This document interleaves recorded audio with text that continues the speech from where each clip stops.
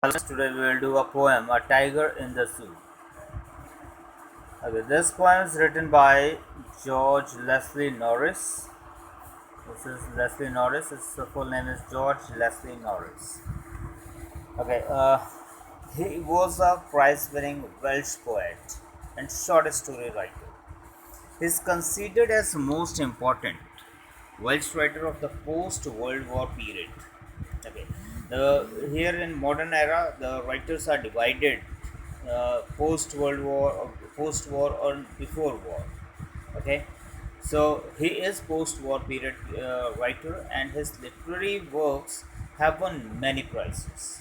His few famous works are like Finding Gold, The Loudwinder, Phoenix Living Poet Series, Ransoms, and many more. Okay, and in this poem, he look here. This poem contrasts a tiger in the zoo with the tiger in the natural habitat. Here, this poem uh, shows his sadness, the tiger sadness as well as poet sadness also for tiger, because we confined that tiger in the zoo for our own entertainment and fun. Okay, so he raises questions against human beings that why we have confined that tiger or any wildlife animals in the zoo for our own entertainment. Okay, and here also the poet explains the agony and helplessness of a caged tiger that lives in a zoo. The poet explains what his life could be if he had been a free animal in his natural habitat. The poet has tried to explain about his condition of animals that are caged by human beings for definitely for their fun, for their entertainment, and for number of things. Okay, all right. You can start the poem. He stalks in his vivid stripes the few steps of his cage, on pads of velvet quiet in his quiet race.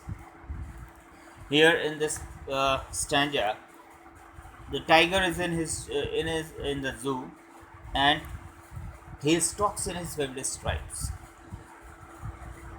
That tiger is colorful, bright skin. Vivid means bright color, various colors.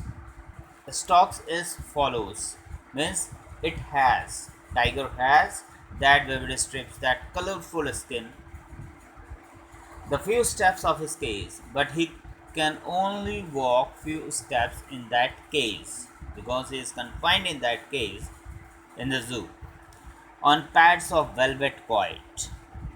Pads his paws of the tiger of velvet quiet means his pads are very soft like velvet. Here there is a comparison, okay, of velvet quiet. He is quiet means he doesn't make any noise when he walks there. It hardly creates any sound, okay, because of its softness of his paws in his quiet rays, and he's also very quiet. His rage, but he is angry. Rage means angry. He is very angry, but he cannot show his angerness. He should be lurking in shadow, sliding through long grass, near the water hole where plump deer pass. Now, in this stanza, poet imagines that the tiger, the same tiger which is in the zoo, that tiger is in his natural habitat in the jungle. And if it would be there, then what the tiger should be doing? He should be lurking in shadow, means he should be hiding in between those long grasses. Okay, lurking means to be hidden as to wait for their prey.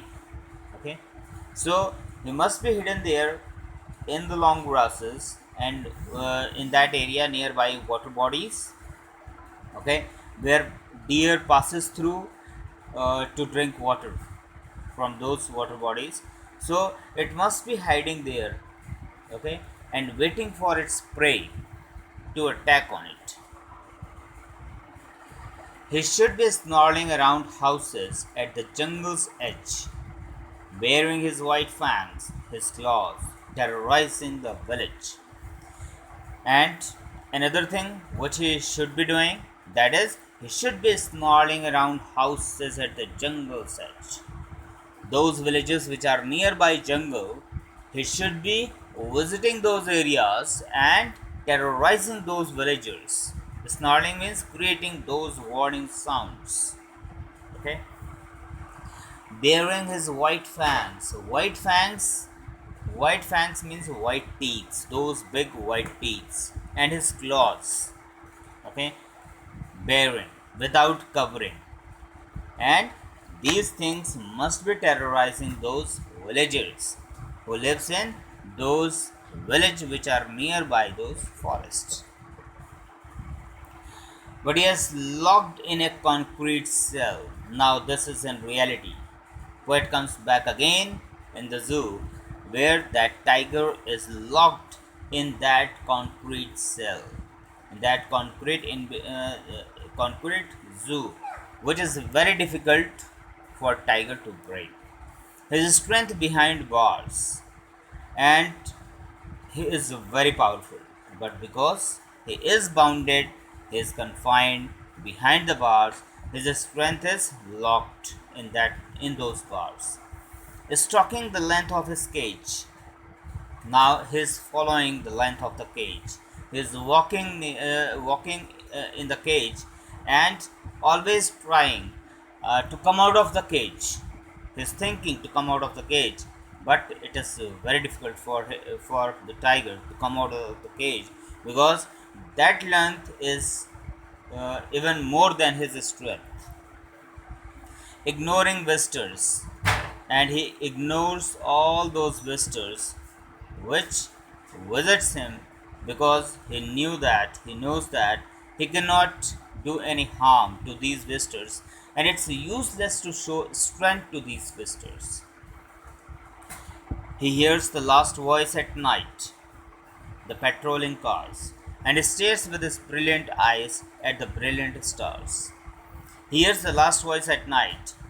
At night, the last voice which he hears, that is of patrolling cars of those forest guards, and he stares with his brilliant eyes.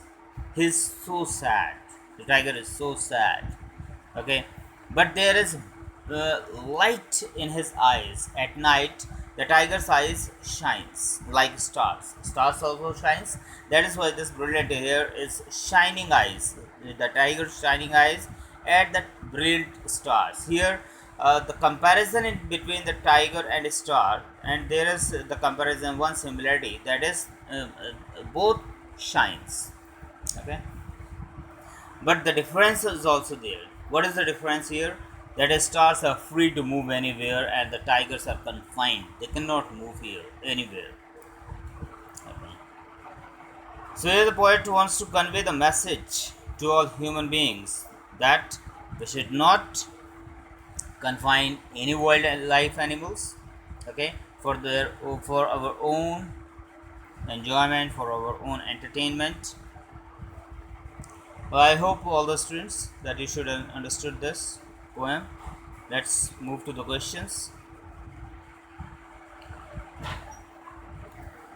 Read the poem again and work in pairs or groups. Okay, leave this.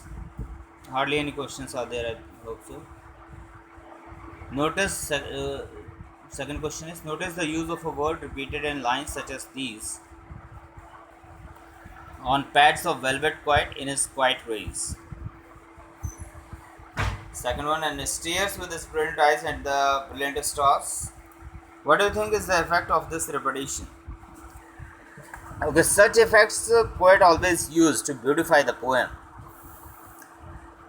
Okay, and another one is that there are different uses of similar words, like here in first example, on pads of velvet quiet in his quiet rays. Here the first one, quiet, is for his quietness without sound. When the tiger walks, it doesn't create any sound. And in the second, quiet is that his hidden anger. Quiet means is hidden rage, hidden anger. And the second one I've just explained that, and stares with his brilliant eyes at the brilliant stars, means the first brilliant is shining of the tiger's eye, and the second brilliant is the shining of stars. Alright. Third is about these poems, so no need to do this. Alright, this poem is over. Alright, students, thank you.